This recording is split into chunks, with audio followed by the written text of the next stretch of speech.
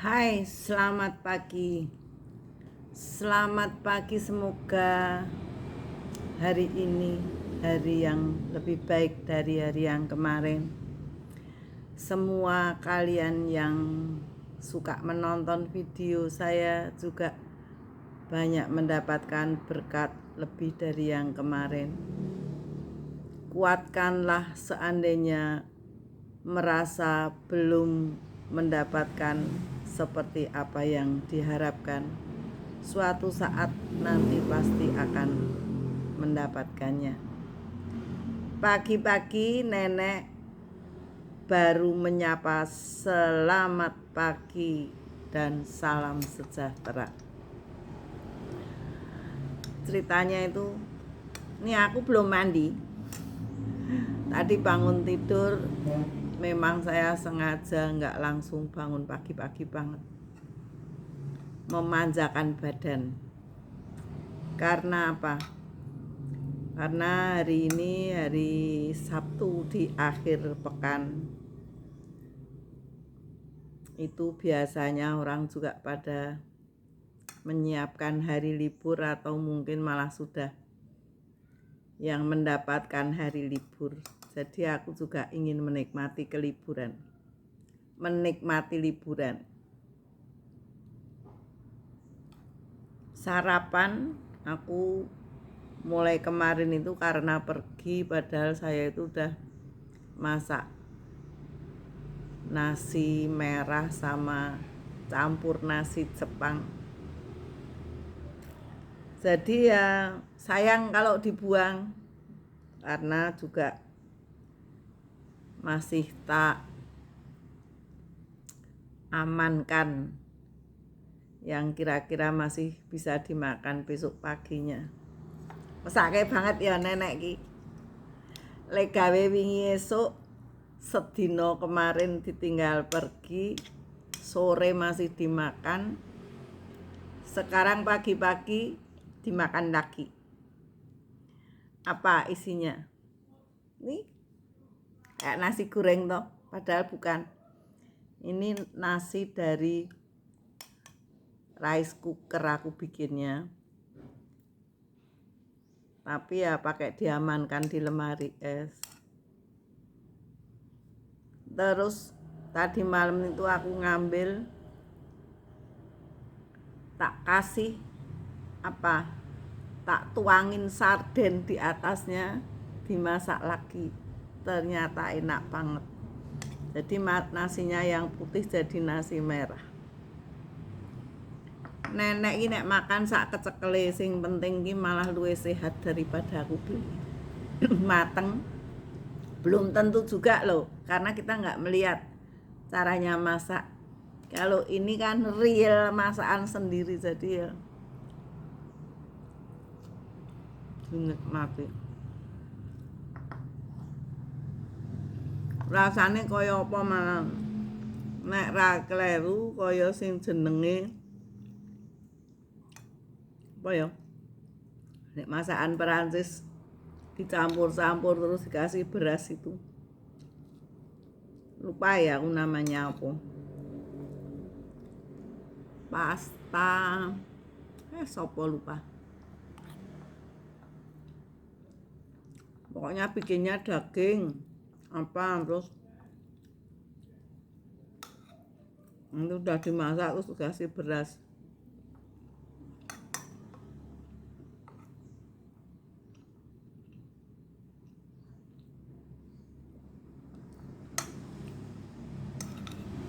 Makannya nenek itu tadi aku berdoa loh, aku sudah berdoa sebelum masang HP. Terus inget ambil HP.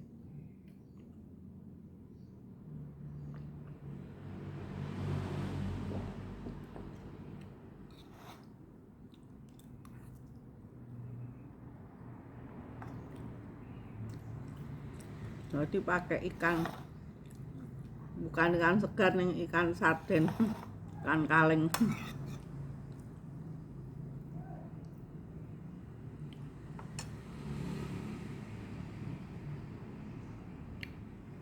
Hidup bisa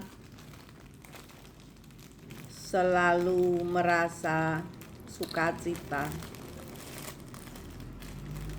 Nek bahagia, gembira, bahagia itu mesti meng sesaat sakjane. Setiap orang itu senang, habis senang sudah. Nek sukacita, iwe tuku kerupuk 5.000 tuh dapat segini. Banyakan kerupuk kalau orang tua. Yo, nanti kebanyakan minyak. Enggak bagus. Lagi meripatku rada bruwet yo. Ini tadi barusan aku ngetes moto. Mbok sing mbok iki makan wis sambi-sambi yo ben ning omahe dhewe ra ono sik nyeneni. Ngoceh dhewe. Lah rada jelas. Nih, tadi aku tak kasih ini apa? Vitrolenta, vitamin mata. Bangun tidur tadi udah netesi obat mata.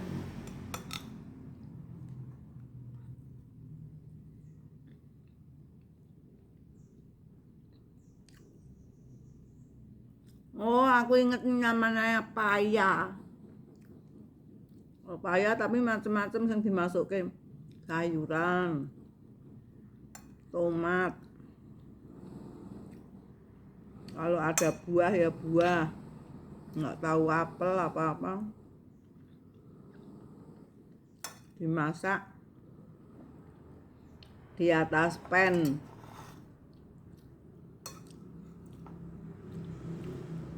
Terus dimasukin oven ya, padha wae to. Masuk rice cooker. Paya.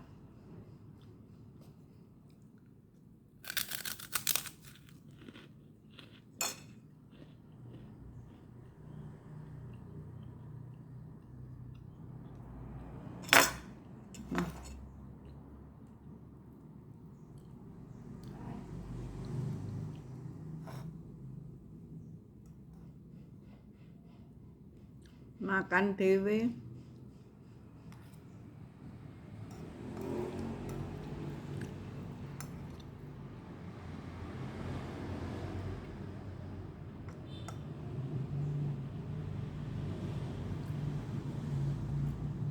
Hidup sendiri dinikmati sendiri.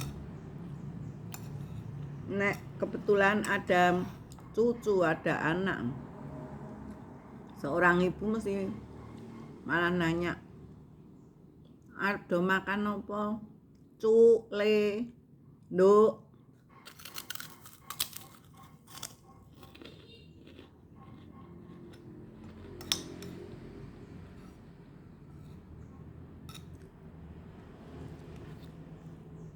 Kemarin aku bikin judul, kalau mau awet muda ikutin videoku terus. Soalnya apa? Orang yang bisa awet muda itu adalah orang yang bisa, nek wong Jawa ki piye ya, nerapke, memposisikan diri kita sebagai manusia hidup yang selalu bahagia. Itu menurut ilmu kedokteran barang sing jenenge suatu kebahagiaan, suatu kegembiraan itu menaikkan imun, memperkuat. Apa ya aku ki nek maca iki ming lali e. Le arep ngomong ki piye ning masuk ini yang namanya di otak. Jadi akan merawat segalanya. Merawat otot-otot badan, merawat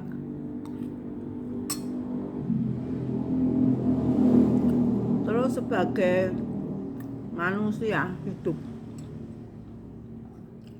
Kalau dirawat dalam segala hal, awet, mulai urip awet.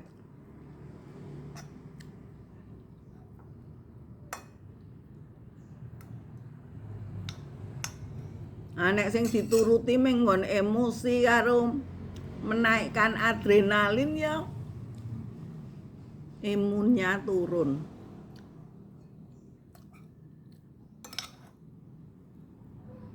Itu dokter pun itu belum tentu loh bisa menyembuhkan orang sampai benar-benar orang itu bisa hidupnya nikmat dan apa ya, awet muda kalau tidak ditunjang dengan diri pribadi masing-masing. Karena apa? Ya wis padha wae nek wong apa-apa kaya ra entuk. Padahal yang dibutuhkan itu suatu keseimbangan. Keseimbangan itu apa? Kita harus tahu diri. Kita harus jadi orang yang rendah hati, mau memperhatikan masing-masing orang yang kita temui.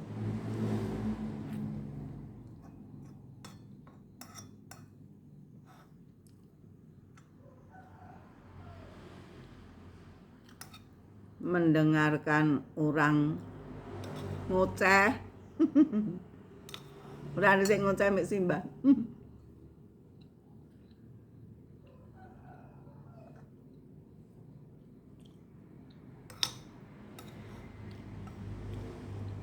Orang kalau bisa merawat diri sendiri, bisa mandiri, bisa istilahnya itu apa ya, menjaga suatu kehidupan, suatu perasaan. Jangan sampai kita kalau sedih terus jadi wah terlarut sedihnya sehingga badan sakit semua. Bekerja juga harus pakai waktu jeda. Karena kalau semua dihajar, makan pun dihajar, iso kekenyangan malah wetenge lara, ra iso turu. Ponjuk wis ra iso mlaku, banyak loh orang itu yang nggak bisa menjaga diri. Aku saja masih belajar.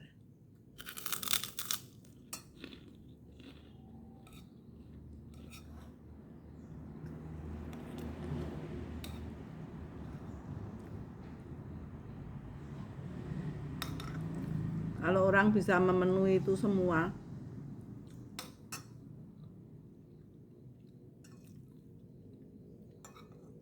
pasti berhasil hidupnya. Pasti, yakin.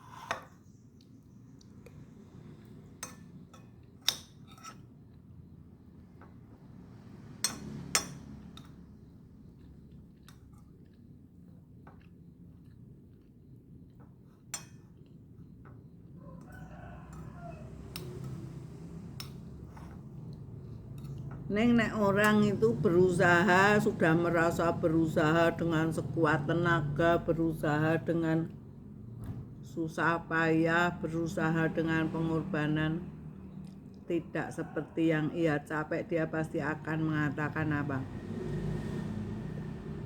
Nasib, takdir, bla bla bla bla.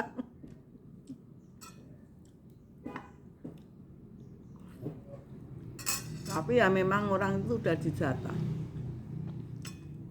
Kaya, miskin.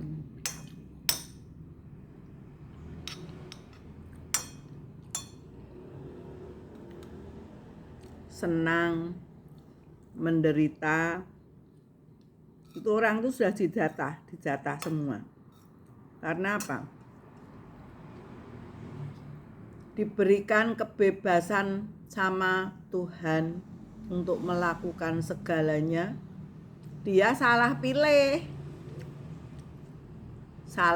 tidak bisa mempergunakan, ya jatuhnya ya tidak sesuai yang diharapkan. Tapi kalau dia benar milihnya, pasti sesuai yang diharapkan.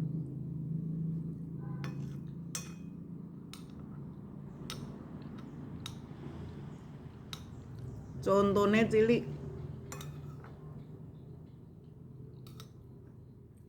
pengen tuku ingkung, pengen ngerasake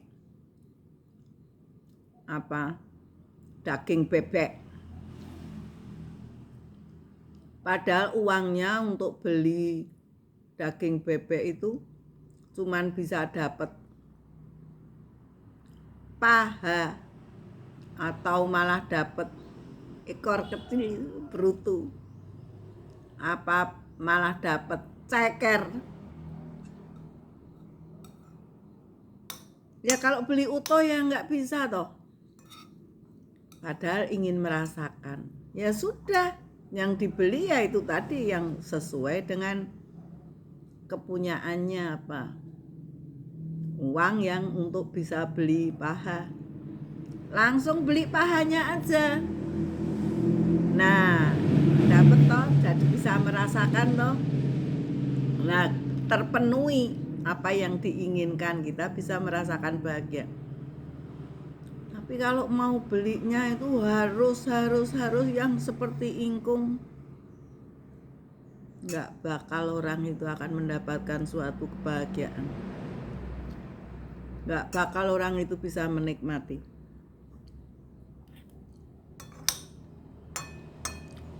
Mungkin aku njelaske ngene wae rung karuan kabeh wong iso mudeng. Apa penjelasane? Nek wong iso mudeng dijelaske berhasil untuk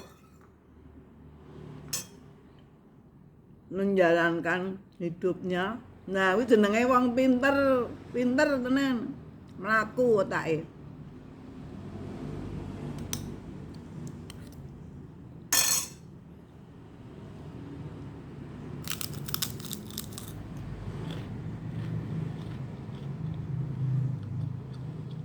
Nenek ini kalau udah ngoceh ngalor ngidul sak karepe dhewe.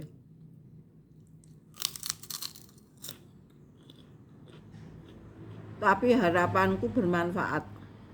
Bukan buat orang yang mau mendengarkan.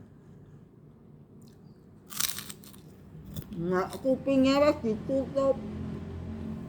Ora gelem ngrungokke.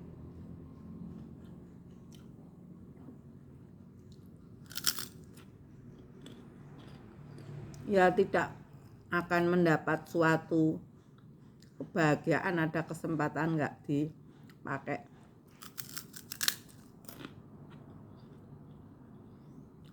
Contoh,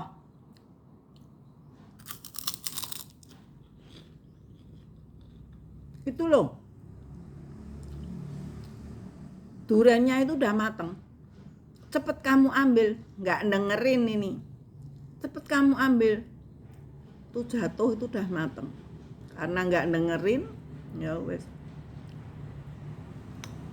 ya akhirnya keduluan yang ngambil orang lain, diambil, jadi orang lain bisa menikmati, dia yang tidak mendengarkan itu tadi, ayo rasido iso menikmati duren.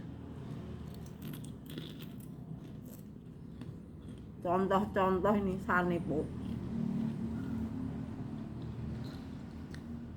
Aku hidup selalu bersyukur dan kunikmati. Kemarin aku pergi melayat, pulang-pulang, kan pintu gerbang tak kunci karena ada motornya temen. Begitu aku pas mau turun ada mobil di depan. Sapa nggak tahu siapa. Ternyata memang itu teman suamiku. Tuh, teman suamiku nganterin apa? Nih. Nenek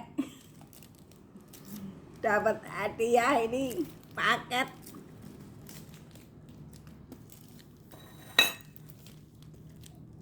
Satu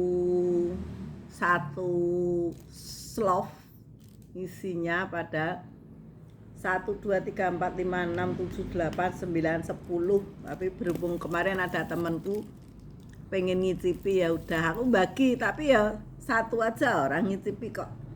Ini jatahku. Bukan aku pelit loh. Mosok kita ini aja minta aku. Memang ada temennya suamiku yang punya pabrik ini loh. Nice light. Biasanya aku dikasih niu-niu. Nice light. Nggak dijual itu, kalau di sini nggak ada yang jual kayak gitu. Makanya aku dikasih. Memang aku juga minta, Pak, ini ujung-ujungnya ini bisa dibilang jelek ini, minta, tapi sebetulnya aku nomor 1 bukan karena meminta, tidak. Aku pengen menjalin silaturahmi karena beliau itu juga orang yang istilahnya berlebih daripada kehidupan saya. Kalau aku kok ngemengke ya enggak, tapi ini suatu berkat buat saya. Karena seseorang memberikan kepada orang lain, itu kalau enggak yang namanya hatinya ikhlas bener, dan ini yang mau tak kasih itu masuk di dalam daftar orang-orang yang mungkin pantas untuk dikasih, nggak mungkin. Jadi aku terima kasih sekali ya Pak, Bapak masih atensi sama saya untuk setiap hari mengirimkan firman, untuk setiap hari memberikan contoh-contoh yang baik. Karena beliau itu punya keluarga juga, keluarga besar, masih ada istri, masih ada anak-anak, menantu, cucu. Kita dari dulu itu berteman, tapi bukan saya, malah suami saya itu teman akrabnya suami saya. Saya kalau ingat nangis. Waktu itu suami saya sakit di rumah sakit, beliau datang. Beliau cuma berucap satu, Bu, saya nitip ya sama ibu, karena ibu istrinya ini sahabat saya. Apa saya bilang, iya Pak, terima kasih sekali. Bapak begitu perhatian menitipkan temannya kepada saya. Memang kebetulan saya pun hormat sama suami saya. Orangnya tidak kesana kesini. Orangnya juga punya istri ya cuman saya. Dia orangnya juga dalam pekerjaan itu lurus, nggak kemana-mana. Dia itu jadi orang dikasih, kalau yang ngasih berlebihan dia juga tidak mau, secukupnya saja. Kalau bilang sama saya gini, Mah, puji Tuhan, aku ki ora dadi wong sugih banget, tetapi kita kan bisa hidup cukup. Itu suatu yang saya acungi jempol. Saya terima kasih dikasih suami beliau. Saya juga betul-betul merawatnya. Apapun saya berjuang, ibaratnya sampai titik darah penghabisan, saya harus berjuang, saya akan berjuang. Sekarang pun saya tetap mempertahankan untuk aku tidak menikah lagi, karena aku adalah istri beliau. Walaupun lucu sekali orang itu, kadang-kadang itu nggak masuk logika. Pada saat beliau mau meninggal, malamnya jam 11 meninggal, pagi ditanya dokternya, Pak, ini yang di sini nih siapa Pak? Ngetes kan, dokternya itu ngetes. Apa kata beliau? Itu bekas istriku. Masa aku dibilang bekas istri? Terus aku ngomong, Pak, bekas istri piye je? Saya itu mendampingi Bapak mulai tok jadi istrinya sampai saat ini aku masih ada di sampingnya dan aku tidak kesana kesini. Kok dibilang bekas istri? Diem aja beliau. Diem aja juga bilang lagi gini. Ditanya lagi. Itu siapa Pak? Gitu kata dokternya. Jawab beliau itu sekali lagi itu sama. Itu bekas istriku. Nggak taunya malam jam 11 malam beliau sudah meninggalkan saya betul-betul. Saya lihat sudah tidak ada ekspresi. Beliau meninggal di tangan saya pegangin, bukan di tangan saya membunuh. Bukan. Tapi saya pegangin, saya lihat. Aku baru sekali nengok, kembali nengok lagi sudah nggak ada ekspresi. Saya nggak bisa nangis.